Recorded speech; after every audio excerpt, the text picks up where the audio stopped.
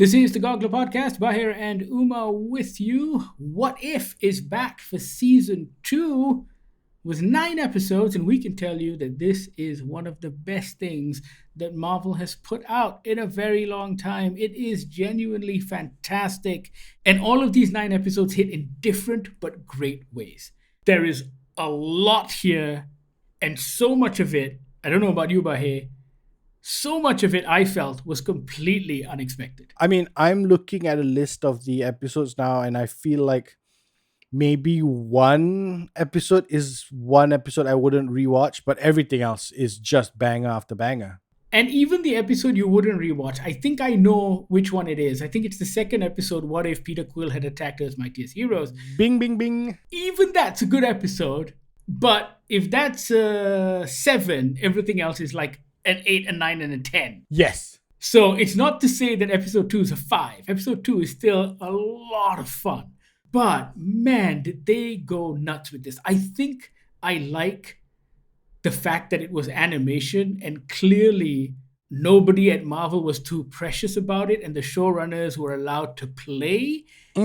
And this allowed for some really cool storytelling. Now, we've seen what happens when Marvel lets creators do this. You get a black and white werewolf show, you get a Guardians of the Galaxy holiday special, and you get What If Season 2, where the first episode is a noir thriller.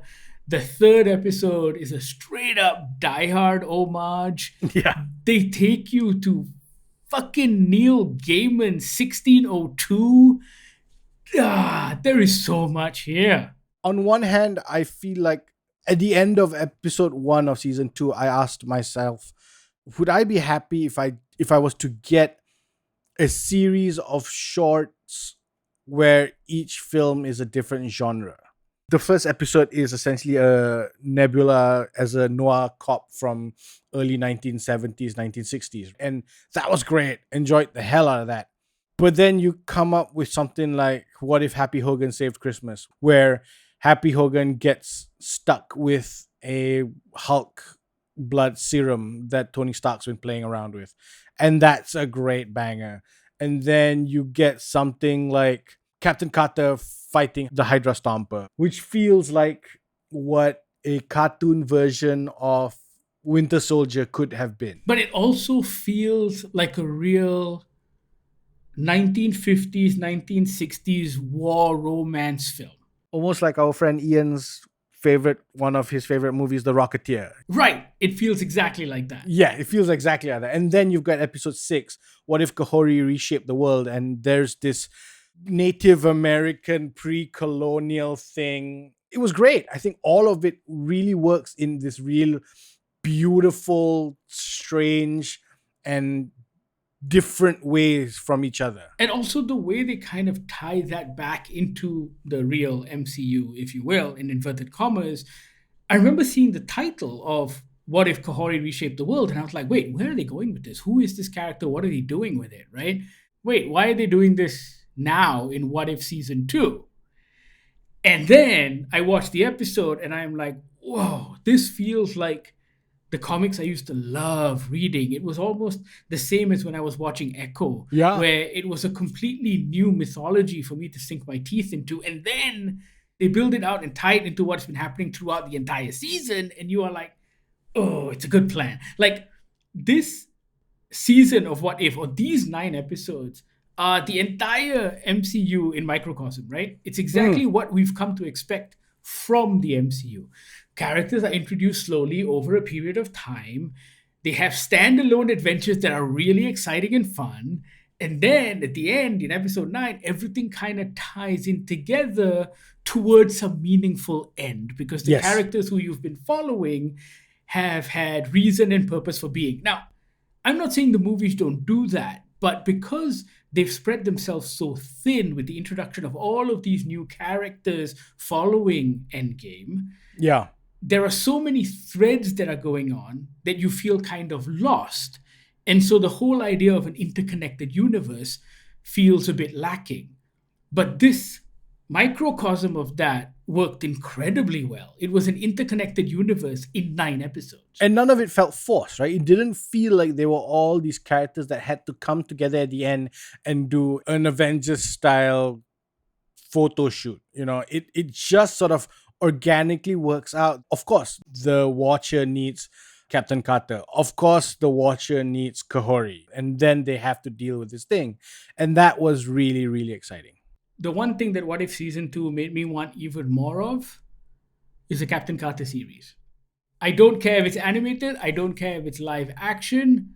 I really want more of Captain Carter. I think she's such a fascinating character, even more so than Captain America, because it feels like Captain Carter's origins have layers. I get that. I see where you're coming from. I'd like it to be an animated series because then you can go do some real wild shit. It's a lot cheaper to do wild shit in animation, lah. No, because like if you do a series, then you're not going to be able to do the wild shit. Whereas if it's an animated series, you can take Captain Carter to just these different dimensions potentially and all these different things. I will take all of the Haley Atwell I can get. Just give me lots of Haley Atwell. She's absolutely fantastic. Yeah. I found season 2 of What If to be genuinely surprising and fun and interesting. It reminded me of what it feels like to be a comic book reader. The 1602 stuff, man. Episode 8. That was great. And what was so great about it was also that they managed to keep the characterizations as close to what we've seen in the MCU. Yes. All of the characters we meet in 1602 are derivatives and versions of the characters that we've already met in the MCU. And of course, yes, they're different, but they're staying true to who we know. And I think that's some really good writing. Also, if you haven't read Neil Gaiman's Marvel 1602, you should hunt that down because it's really a good read. And even if you've read it, you should read it again. I'm just saying, like, I keep going back to that graphic novel. It's available in collected form. Like, I think you can find it in Kinokuniya. So go find it, seek it out, check it out. It is amazing. But it's also, I think, what Neil Gaiman's 1602 comic book does very well is it shows you what a show like What If can do on an extended run, right? So what we're seeing is one episode of What If T'Challa becomes Star-Lord. But Neil Gaiman's Marvel 1602 essentially does it over the course of 8 issues, I think it was. And I think that's interesting. I think that you can almost do an entire season of one episode from What If. An entire 8-episode season, 10-episode season. It shows you that there's room for these things to grow and tell a story. Also, just the building of relationships. I feel the writing is so tight because they have these 24, 30 minutes. And what they do with previously unestablished relationships is great. Who would have thought Captain Carter and Black Widow had that much chemistry together? And I think it works really, really well. Even in episode 2, when you find out that Howard Stark, Bill Foster, Goliath, Bucky Barnes, King T'Chaka, Hope Van Dyne are all in an early version of the Avengers, right? You don't need backstory of the films to tell you that. You can build those relationships within that 24, 30 minutes. Yeah. I mean, my favorite episode is a Hela-centered episode. What if Hela found the 10 rings? And even that, 2 unlikely characters who have never met before, the leader of the 10 rings and a god of Asgard. And there is a relationship that is built over such a short period of time. And it's fun, and it's real, and it's interesting. It's really good writing. The writing just across the board is very good. Also, just the decisions they made, like with episode 6, What If Kahori Reshaped the World, and have everything, well, majority of everything not be in English, which I thought was just fantastic. I thought that was just a beautifully daring decision to do. A.C. Bradley is the head writer. He was responsible for season 1. He was also a consulting producer on Ms. Marvel. He did, I think, an episode of Arrow. He's very young, and it's great that they've got him on this, but I think maybe put him on some of the live action stuff and see what he can do. It's the Marvel training room for bigger, better things, right? Did you think season 2 of What If was better than season 1? Yes. Oh, I okay. That was quick. enjoyed season 2 a lot more. Don't get me wrong, I really loved season 1. Anything that introduces Marvel zombies, I am happy with, I am down. But I thought season 2 was pretty excellent. And maybe because of that focus, I think having Captain Carter show up every now and again. You know what my problem with season 1 was? My problem with season 1 was that it felt very standalone and then suddenly interconnected towards the end.